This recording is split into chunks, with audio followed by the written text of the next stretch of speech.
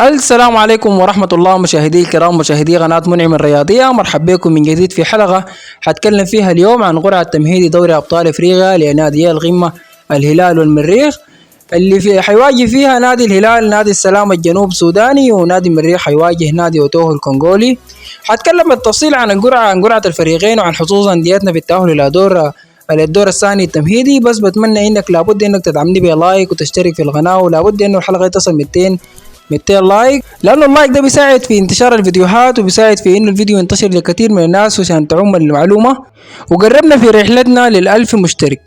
نجي نبدأ نتكلم عن نادي الهلال اللي حيواجه نادي السلام الجنوب سوداني، وحيكون ديربي سوداني جميل حنستمتع به ان شاء الله. المباراة دي زي ما ذكر المدرب بينجي انها حتكون مواجهة ما سهلة، ويتكلم مع اللاعبين عن الظهور الاول في كل نسخة، وخير دليل كان مواجهة الفريق امام سان جورج في الموسم الماضي، وانه الفريق داخل بصعوبة شديدة.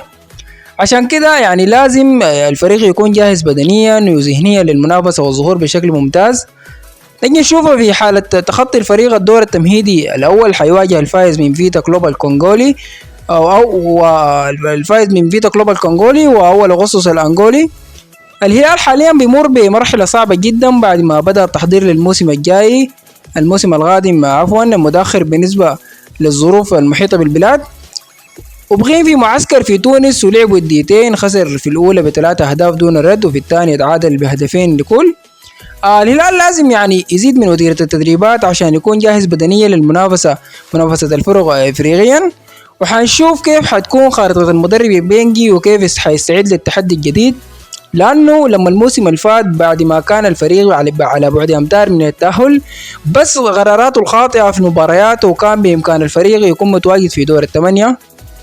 انا عارف الموسم حيكون من اصعب المواسم افريقيا للفريق، بس بتمنى من المدرب واللاعبين اللي الحقيقه يعني ما بقصروا، وانا واثق من في اللاعبين بنسبه 100% انهم قدر التحدي وقادرين يفرحوا ملايين الجمهور الهلالي. بس لازم اللاعبين يركزوا في الملعب وفي ال90 دقيقه، ويهتموا يعني وما يهتموا بالاخبار ولا باي حاجه بتحاول تشتت تركيزهم.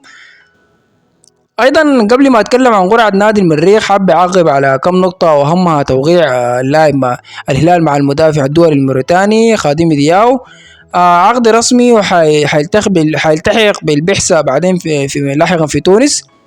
وايضا هتكلم عن موافقه الاتحاد الرواندي على مشاركه الهلال في الدوري الرواندي، ورحب الاتحاد ترحيب حار جدا بالنادي، بس القرار لسه ما تم بشكل رسمي.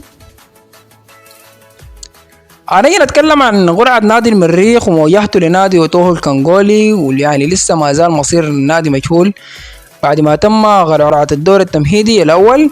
وحاليا الفريق بيغين في معسكر تجهيزي، يعني اللي لسه ما أعلن الجاهزية حتى الآن، ويتبقى أقل من 20 يوم، وما أظن إنه حتكون كافية لتجهيز الفريق عشان يتأهل للدور الثاني.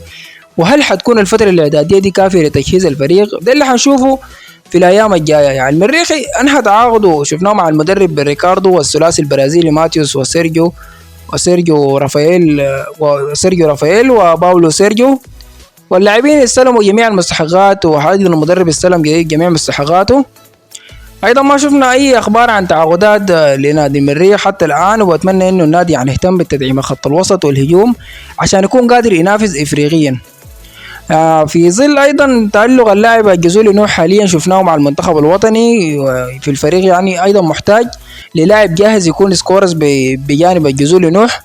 بتمنى يعني ايضا من ادارة المريخ تكون صاحية جدا في ملف التعاقدات عشان الفريق يكون جاهز للمنافسة افريقيا. بتمنى يعني التوفيق لأنديتنا نادي الهلال ونادي المريخ السوداني، واثق منهم تماما انهم حيتخطوا الدور الاول التمهيدي والدور الثاني وحتى دور المجموعات ان شاء الله.